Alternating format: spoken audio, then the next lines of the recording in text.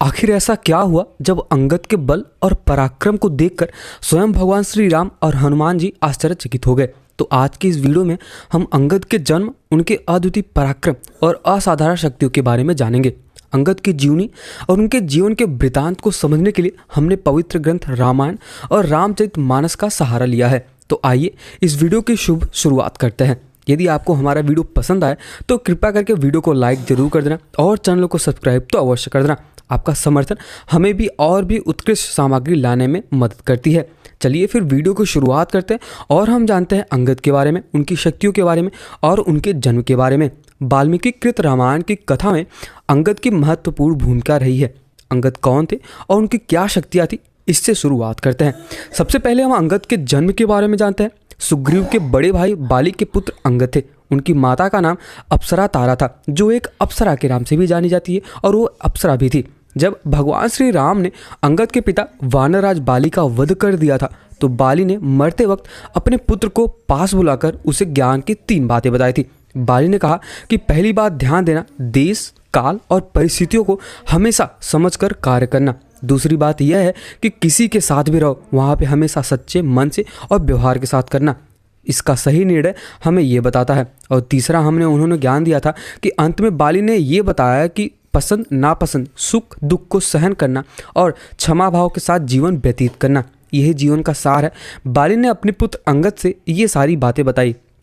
उन्होंने ये भी कहा कि अब से तुम सुग्रीव के साथ रहोगे और हमेशा प्रभु श्री राम की शरण में रहना, वे त्रिलोकपति है। बाली के कहने पर अंगद ने सुग्रीव के साथ रहकर भगवान श्री राम की सेवा की और इसके साथ ही साथ अंगद ने भगवान श्री राम के द्वारा सौंपे गए उत्तरदायित्व को बहुत ही बखूबी तरह से संभाला था। पूरे वीडियो की शुरुआत जो होती है वाल्मीकि रामायण युद्धकांड सर्ग 41 की शुरुआत से होती है। अंगद भी हनुमान जी की तरह पराक्रमी और बुद्धिमान थे। हनुमान जी जामवंत की तरह ही अंगद भी प्राण विद्या में पारंगत थे। इस प्राण विद्या के बल पर ही जो चाहे वो कर सकते थे। राम की सेना में अंगद ने बहुत पराक्रम दिखाया था।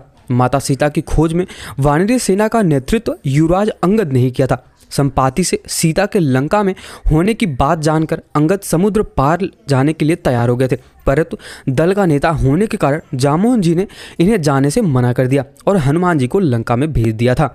भगवान श्री राम सहित हनुमान जी, जामवंत और सुग्रीव सहित जब सब लोग लंका पर चढ़ाई कर देते हैं राम सेतु बनाकर, उसके बाद भगवान श्री राम राक्षसों के वध के लिए अपनी सेना को यथास्थान खड़ी करके उसके बाद के कर्तव्य को जानने की इच्छा से भगवान श्री राम ने मंत्रियों के साथ बारंबार सलाह की और एक निश्चय पर पहुंचकर साम दाम आदि उपायों के क्रमशः प्रयोग के सुलभ होने वाले अर्थव्य के ज्ञाता भगवान श्री राम विभीषण की अनुमति से राजधर्म का विचार करते हुए बालीपुत्र अंगद को बुलाते हैं और उनसे इस प्रकार बोलते हैं कि हे सौम्य, कपिव्रत दशमुख रावण राजलक्ष्मी से भ्रष्ट हो गया है। उसका ऐश्वर्य समाप्त हो चला है, वो अब मरना ही चाहता है, इसलिए उसकी चेतना नष्ट हो गई है। तुम परकोटा लांघ कर लंकापुर में भय छोड़कर जाओ और यथारहित हो उससे मेरी और भी बातें कह डालो। अब यहाँ पे जैसे ये भगवान श्री राम की आज्ञा उनको मिलती है अंगद को, वो तुरंत चल देते हैं। श्री राम ने अंगद से कहा कि हे रावण, मतलब ऐसा बोलना कि हे रावण, तुमने मोहवश घमंड में आकर ऋषि, देवता, गंधर्व, अप्सरा, नाग, यक्ष और राजाओं को बड़ा अपराध किया है। ब्रह्मा जी का वरदान पाकर तुम्हें जो अभिमान हो गया, निश्चय ही उसके नष्ट होने का अब समय आ चुका है। तुम्हारे उस पाप का दुस्सह फल आज उपस्थित है। इस प्रकार कहते हैं और मैं अपराधियों को दंड देने वाला शासक हूँ। तुमने जो मेरी भार्या का अपहरण किया है, इससे मुझे बड़ा ही कष्ट पहुंचा है, अतः तुम्हें उसका दंड देने के लिए मैं लंका के द्वार पर आ खड़ा हूँ। राक्षस, यदि तुम युद्ध में स्थिति पूर्वक खड़े रहे तो समस्त देवताओं, महर्षियों और राजर्षियों की पदवी को पहुंच जाओगे। उन्हीं की भांति तुम्हें परलोकवासी होना पड़ेगा। कुछ इस प्रकार श्री रामचंद्र जी ने अंगद को सिखाया है। इसके साथ ही साथ ये बोलते हैं कि नीच निशाचर, जिस बल के भरोसे तुमने मुझे धोखा देकर माया से सीता को हरण किया है, उसे आज युद्ध के मैदान में दिखाओ। यदि तुम मिथिला कुमारी को लेकर मेरी शरण में आ जाते हो तो मैं अपने तीखे बाणों से द्वारा तुम्हें इस संसार से राक्षसों के नाम से मिटा दूंगा और तुम्हें खत्म कर दूंगा। कुछ इस प्रकार बताएं। श्री राम ऐसा भी कहते हैं कि राक्षसों में श्रेष्ठ ये श्रीमान धर्मात्मा विभीषण भी मेरे साथ यहाँ पे है। निश्चय ही लंका का निष्कंटक राज्य इन्हें ही प्राप्त होगा। तुम पापी हो, तुम्हें अपने स्वरूप का ज्ञान भी नहीं है और तुम्हें संगी साथी भी मूर्ख मिले हैं। अतः इस प्रकार अर्थपूर्वक अब तुम एक क्षण भी इस राज्य को नहीं भोग सकोगे। हे राक्षस, शूरता का आश्रय ले धैर्य धारण करके मेरे साथ युद्ध करो। रणभूमि में मेरे बाणों से शांत होकर तुम पूत समाप्त हो जाओगे। और इसके साथ ही साथ मेरे दृष्टि पथ पे आने के पश्चात यदि तुम पक्षी होकर तीनों लोकों में उड़ते और छिपते फिरो तो भी अपने घर को जीवित नहीं लौट सकोगे। इस प्रकार श्री रामचंद्र जी अंगद को यह सारी बात बताते हैं। अब ऐसे ही यहाँ पर अंगद जी पूरी बातें सुनकर भगवान श्री राम कर श्रीमान अंगद एक ही मुहूर्त में परकोटा लांग कर रावण के राजभवन में जा पहुँचते हैं। वहाँ उन्होंने मंत्रियों के साथ शांत भाव से बैठे हुए रावण को देखा। श्रेष्ठ अंगद सोने के बाजूबंद पहने हुए थे और प्रज्वलित अग्नि के समान प्रकाशित हो रहे थे। वो रावण के निकट पहुंचकर खड़े हो जाते हैं। उनको पहले अपना परिचय दिया और मंत्री सहित रावण को भगवान श्री रामचंद्र जी की कही हुई सारी बातें, उत्तम बातें ज्यों का त्यों सुनाने लगे। न तो एक भी शब्द ज़्यादा और ना ही एक भी शब्द ज़्यादा बढ़ाया था। वो बोलते हैं कि मैं अनायासी बड़े बड़े उत्तम कर्म करने वाले कौशल निरेश भगवान श्री राम का दूत और वाली का पुत्र अंगद हूँ। संभव है कभी मेरा नाम आपने सुना होगा और आपके कानों में तो जरूर पड़ा ही होगा। इस प्रकार से अंगद जी अपना परिचय देते हैं। माता कौशल्या का आनंद बढ़ाने वाले रघुकुल तिलक भगवान श्री राम तुम्हारे लिए यह संदेश दिया है कि हे नृशंस रावण, जरा मर्द बनो और घर से बाहर निकलकर युद्ध में मेरा सामना करो। मैं मंत्री, पुत्र और बंधु बांधवों सहित तुम्हारा वध करूंगा, क्योंकि तुम्हारे मारे जाने से तीनों लोगों के प्राणी निर्भय हो जाएंगे। तुम देवता, दानव, यक्ष, गंधर्व, नाग और राक्षस सभी के संगत जी ऐसा भी कहते हैं कि तुम ऋषियों के लिए कंटक रूप ही हो। अतः आज मैं तुम्हें उखाड़ फेंकूंगा।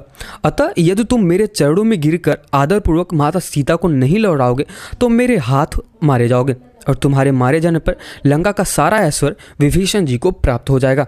वानर शिरोमणि अंगद के ऐसे कठोर वचन कहने पर निशाचर गढ़ों के राजा रावण अत्यंत अमर्ष से भर गया। रोष से भरे हुए रावण ने उस समय अपने मंत्रियों से बार बार कहा, पकड़ लो इस दुर्बुद्धि वानर को और मार डालो और फेंक डालो इसको। रावण की यह बात सुनकर चार भयंकर निशाचरों ने प्रज्वलित अग्नि के समान तेजस्वी अंगद को पकड़ लिया। आत्मबल से संपन्न तारा कुमार अंगद, या फिर ऐसा भी कह सकते हैं बालीपुत्र अंगद ने उस समय राक्षसों को अपना बल दिखाने के लिए स्वयं ही अपने आप को पकड़ा दिया। मतलब उन्होंने बोला कि ठीक है भाई, आ जाओ पकड़ लो। फिर वे पक्षियों की तरह अपनी भुजाओं, दोनों भुजाओं से जकड़े हुए उन चारों राक्षसों को लिए उछाल के फेंक दिया और उस महल की ऊपर छत पर जा गिरे जो पर्वत शिखर के समान ऊंची खड़ी थी, और वहां पे जाके फेंक दिया। उनसे उछलने के वेग से झटका खाकर हुए राक्षस जितने भी थे रावण के देखते देखते पृथ्वी पर जा गिरे। तदंतर प्रतापी वाली कुमार अंगद राक्षस राज के उस महल की चोटी पर जो पर्वत शिखर के समान ऊंची थी पैर पटक कर घूमने लगे।